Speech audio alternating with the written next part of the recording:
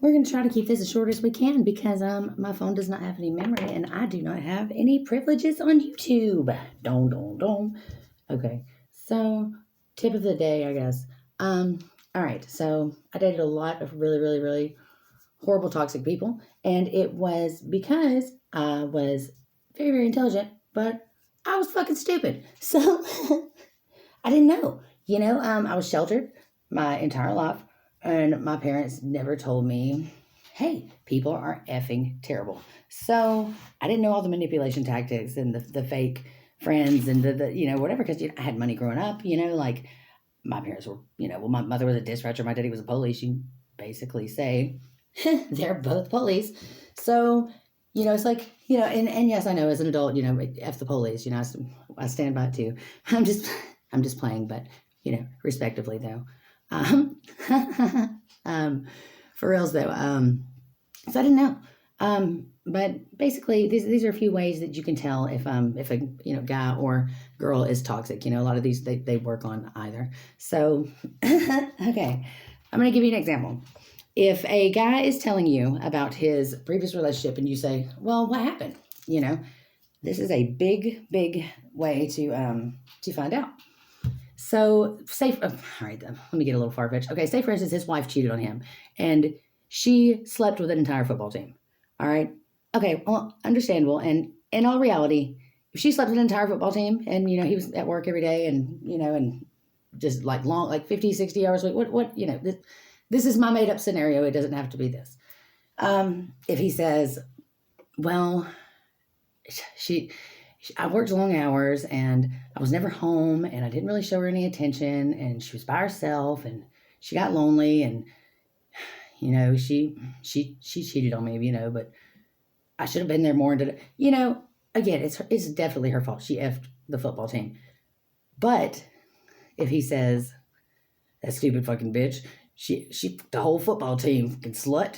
I'm out there busting my ass and for what, take care of her and all these kids, and she's out there being a thought, and remember, in all reality, yes, that's probably how you feel is the second one, because what a bitch cunt, but the good man, the non-personality disorder toxic guy, is going to try to kind of take the blame for it, even though it's not his fault. So, yeah, see, it could be your fault that you're ending up in these crappy relationships because you're thinking, F that, F that hoe, but you have to let them have the first answer and you can still think F that hoe. But you don't want that guy because he's probably, he probably did something to make her F the whole football team. People typically, and I'm not saying not always, because there are great people and their husbands or wives F a whole football team. But again, they're going to be the one trying to take the blame for that. And that's how you'll know that they are that rarity. Otherwise, typically people deserve that, because you want to know how many times somebody's life is awful and they don't deserve it? Almost never. I'm telling you, I know that from the bottom of my soul, because my life was awful and I did not deserve it and I did not know why. And then I got away from all the people that I was around and cause self-love is not just masturbation.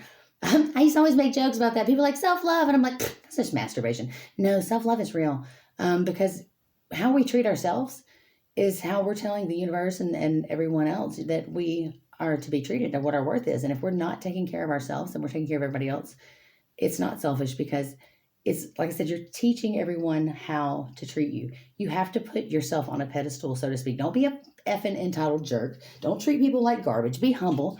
Be helpful when you can. Don't let people take advantage of you. Don't give and give and give and give. Don't put stipulations on what you give. If you give and to a homeless person, they buy alcohol. You knew where your heart was when you gave it. Anyways, so continuing on. Side rambles. So this is never going to be short. Do you see why I'm effed here? Because YouTube ain't letting me post and my phone's a low memory. Let's get back to the point. So again, so there's your tip, is that, you want somebody that's going to kind of try to lay the blame on themselves, even if it's not their fault, or they might show a little, aggravation, but for the most part, you get it, right? Okay.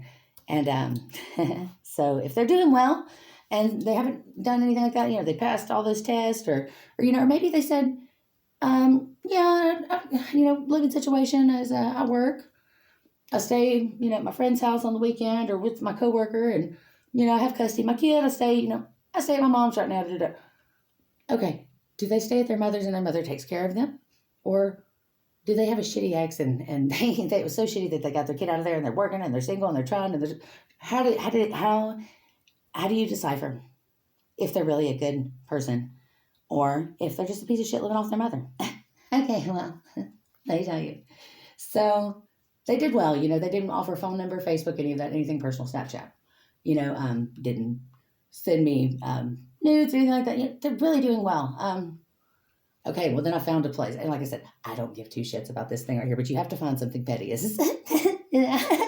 So what you do is, so I told him good night or whatever. And, and like I said, I was busy. I was out driving and I wasn't texting, driving. Every few hours I would text him. I was leaving him, there. But eventually I was answering him. So I said good night at some point because I figured he was in bed. He had work the next day. He seems to be not a piece of shit. So, then all of a sudden, it notifies you everything anybody does. It says, so-and-so posts 8 snaps, like a few hours later. I said, there it is. So I said, you know what? I said, it's a good indication that that you're probably going to be some bullshit, I said BS in the future. And because I said goodnight, you didn't say goodnight back. But you post 8 snaps. And again, I said, I don't give a shit if he wants to post 20 snaps. But you see, that's the thing right there. That's the one you pick, because there's 2 different kinds of guys. There's one guy that doesn't want to be too clingy and he's trying to just kind of fall back and be cool. Or, he's trying to pull, bitches and all this other stuff, like they could be showing you that, hey, they have other things to do besides you and posting the snaps to, hi, look at me, I'm an upstanding citizen. I don't know what they all were. Oh yeah, one of them was of a video game. He does play those. I hate that. That's his only really downfall. So anyways, and then I said, I'm never talking to you again. This other stuff. And I just ignored like all of his messages. And then after a while I would open them and close them and not say anything. And that's psycho. Shit. So he attempts to say, hey, I didn't really mean it like that. I'm sorry I fell asleep. And might have said hello or something like that. And eventually said, if you're not going to talk to me, just delete me. And that was like kind of his chance to, all right, you're acting a little psycho, but I still think you're hot. I don't want to talk to you, And then I haven't heard anything from him in days, because I said, well, fuck you then. And I haven't heard anything from him in days. So I'm going to message him eventually and let it know. Maybe today. I feel it today. Probably when I get done. I got to go to Walmart and shit. If I have time, I really need to probably make time because it's getting to where it's been too long. About 3 days. What you want to do too? 24. No, I'd say more than 24. I would say about 3 days. And maybe I need to go check, make sure it's been that long. I'm pretty sure it has. So, and then you tell him, okay, because look, he didn't flip the fuck out. He didn't message me 27 times. He didn't threaten me or say any mean or hateful shit. That was some crazy shit to say, and he still wanted to talk to me and he didn't say anything, and I know that just sounds like, bitch, how do you know? And then I'll text him and tell him hey, you passed the test, and I'll talk to him now. I had a guy on Facebook hit me up, and I did the same. I was going to the store, and he said, well, when you get back from the store, we'll video chat. Well, I get back from the store, and he's like, yeah, I just set up this new TV. I'm fixing to watch a movie. And I'm like, didn't you just say we were going to video chat? And it's like, okay, well, enjoy your movie, and it's like, I stopped talking. He was so upset because I wouldn't text him. So I basically, I don't know what exactly, I don't even think I said anything. Oh, I did finally tell him. I said, oh, you said that this TV's been packed up for, 6 months and you had no interest in it whatsoever. But it's like when you make an obligation to do something with just, for some, or to some, the video chat. And then you hook up your TV and now you're watching a movie. And I said, that's cool. I said, I don't, again, something of the same lines of the pettiness. I don't want to talk to somebody like that. Oh yeah, I remember what I said. I said, you hate liars. You say you hate liars and cheaters. I said, and I said right there, I said, you just lied. I said, it doesn't matter. I don't care what you're going to do, but why say you're going to talk to me on a video chat? If you're going to watch a movie, you said yourself you ain't give a shit about that TV in 6 months, but what, you make an obligation to somebody? And then all of a sudden you're interested, huh? I said, yeah, I'm good, Swerve. He said, these are both good looking guys. Have jobs, have places of their own, whatever. Okay, then I went ghost. That motherfucker hit me up probably 100 times. Oh, well, this is your fault. You're being petty. You're being this. You're being that. I really liked you. Da, da, da, da. Psycho Sally.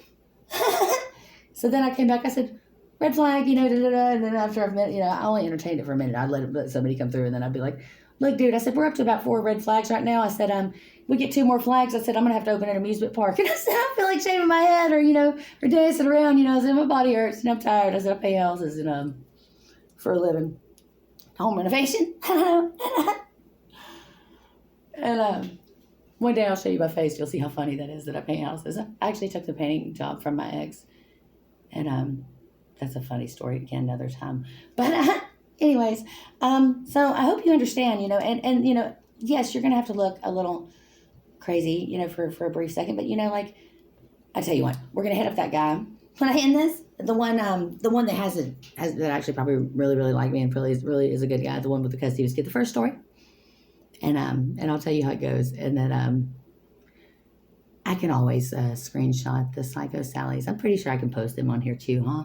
We'll work that out. When they approve my thing and I can create a post, or just say y'all fucking with my shit, they'll let me do that live thing, Hey, all right, have a good day.